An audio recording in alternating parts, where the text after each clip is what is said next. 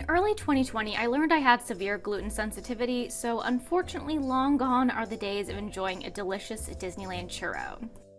In this video, I'm going to show all the gluten-free food I ate while at Disneyland and provide a guide to gluten-free quick service options at Disneyland Park and Disney California Adventure.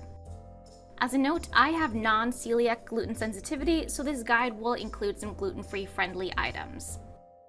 We got to Disneyland around lunchtime, so I mobile ordered food at Rancho del Zocalo. I had the trio of street tacos, which includes beef, chicken, and cauliflower, served with Mexican rice and refried beans for $13.99. The tacos came with a kind of spicy tomatillo sauce, which you could not customize or remove with mobile order. I didn't like this because I'm a Midwestern pansy when it comes to spicy food, and the line to order in person where you could customize items was over half an hour long, so that was kind of lose-lose. The tacos were pretty decent, just too spicy for me, and I liked the beef the best out of the trio. At Rancho del Zocalo, they also offer a gluten-free fire-grilled chili and citrus chicken with rice and beans. For an afternoon snack, we went over to Pooh Corner and I got a mini witch caramel apple for $12.49. The apples and the other similar items here and at the confectionery I would consider gluten-free friendly due to potential cross-contamination. I had to get this because a few years ago I did a DIY video making the Disney Halloween caramel apples and I had to see how these compared. This is also essentially one of the only specialty Halloween items that's gluten-free. The apple was really crisp and refreshing, but I was kind of afraid I was going to break a tooth on the sanding sugar bottom because it had gotten a bit too chilled in the case. For dinner, I ate at Rose Taverne and got the 3rd-pound cheeseburger on an allergy-friendly bun for $12.79. It was supposed to come with a cutie, but I didn't realize that was missing until later. I'm not really a fan of the Disney allergy-friendly buns. They're pretty meh in terms of GF buns, and the burger was just okay, especially for how expensive it was. But I really regretted getting a burger from Red Rose because they don't have any gluten-free fries. So if you want a burger, go to Hungry Bear or Galactic Grill instead, because those gluten-free burgers come with fries, and you can also order just a side of gluten-free fries.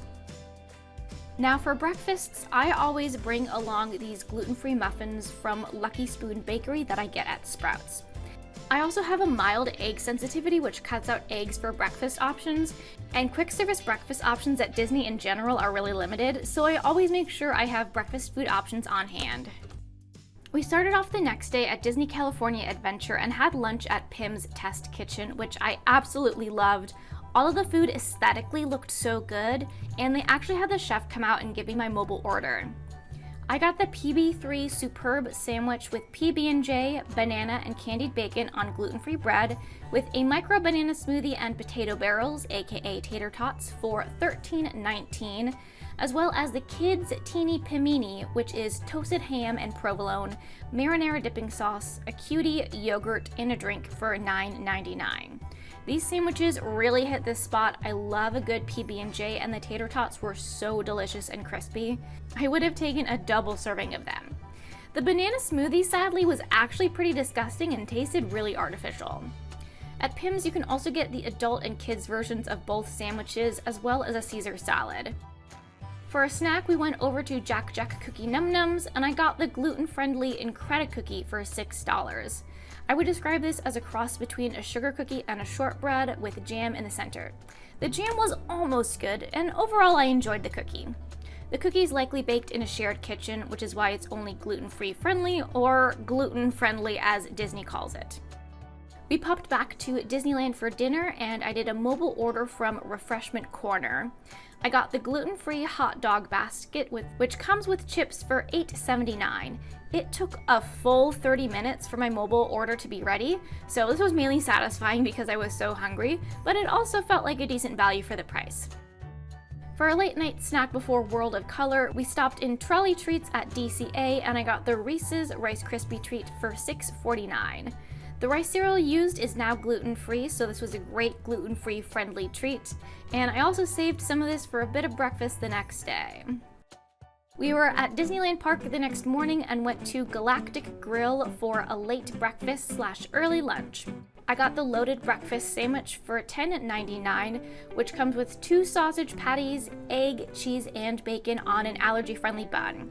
I could easily take off the egg, and this was so good. It was hot, freshly made, and filling. The normal sandwich comes with hash browns, so the gluten-free version gets double sausage. This and a breakfast of scrambled eggs at Rose Taverne are currently the only 2 gluten-free quick service breakfast options that I saw. I really had hoped to eat at Carnation Cafe because they have gluten-free waffles, but there was never a breakfast reservation available and the walk-up list was never open. Now, Pim's Test Kitchen doesn't show any GF breakfast options, but since they have gluten-free bread, I assume they can sub that out for items that include focaccia toast. For the afternoon snack of the day, we went to Tropical Hideaway, and I got a watermelon pineapple Dole Whip swirl for $6.49. Not only deliciously gluten-free, but also dairy-free. I also got a bag of baked chips for $3.99, so expensive for a bit of salt. I should have just gotten some popcorn. Dinner was over at DCA at Cocina Cucamonga. I got the quesadilla street tacos for $12.49 and added a side of lime cilantro rice for $3.99. These were so good, absolutely worth the hype, and hands down the best meal of the trip. Cocina Cucamonga also has tons of other GF options and sides, and mobile order does allow you to customize whether you want salsa on the tacos. So honestly, I really preferred Cocina Cucamonga over Rancho del Zocalo.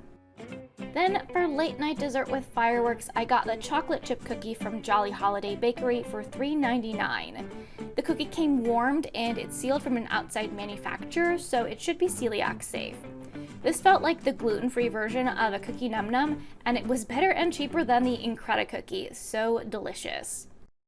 The last morning was back to Galactic Grill for breakfast, since I really enjoyed the breakfast sandwich, and it was the only option aside from the muffins in my hotel room. We had lunch at Jolly Holiday, and I got the gluten-free toasted cheese sandwich for $9.19.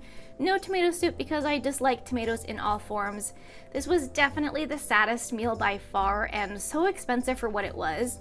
I hoped it would have been on actual gluten-free bread like the sandwiches at Pim's, but this was just a warmed burger bun with melty congealed cheese. Probably only passable if you dipped it in the tomato soup. I also stopped in Fantasyland earlier at a fruit cart to get a banana, $1.99, very expensive, to add a bit more to this meal. The fruit carts are great though if you want some healthy gluten-free snacks. We went back to Pooh Corner for an afternoon snack, and I got a classic peanut caramel apple for $6.99, way cheaper than the decorated apples, and it was just as delicious. DCA closed early for Oogie Boogie Bash, so it was Rancho del Zocalo again for dinner. This time I got all beef street tacos and just tried to scrape off the spicy salsa. So overall, Disney California Adventure had better and a much better variety of gluten-free quick service food than Disneyland Park. At Disneyland, I felt like it was hard to find an option that wasn't a burger or burger adjacent. At DCA, there are also other gluten-free options at Flo's V8 Cafe, Lucky Fortune Cookery, Paradise Garden Grill, and Smoke Jumpers Grill. At Disneyland Park, aside from what I've talked about, you can get pizza and salads at Alien Pizza Planet and Red Rose Taverne, and a salad at Docking Bay 7. Now, regardless of whether you're gluten-free or not, you need to carefully plan out your mobile orders in advance and ideally schedule them for an hour before you want to eat. We found many places had mobile order windows an hour away during peak meal times, and it was at least a half-hour wait to order in person. Since I was at Walt Disney World earlier this year, I can definitely say that Walt Disney World hands down has better gluten-free quick service options than Disneyland Resort. Just look at all these gluten-free choices in Magic Kingdom. Why can't Disneyland at least have gluten-free chicken tenders? I know Disney World is so much bigger, but look at the gluten-free options available at Docking Bay 7 at Disneyland compared to Docking Bay 7 at Hollywood Studios. No competition. And you can also get gluten-free churros and beignets at Disney World. So hopefully Disneyland will add some better and more diverse gluten-free options in Disneyland Park, but it is still much easier than other places to safely eat gluten-free. But thanks for watching!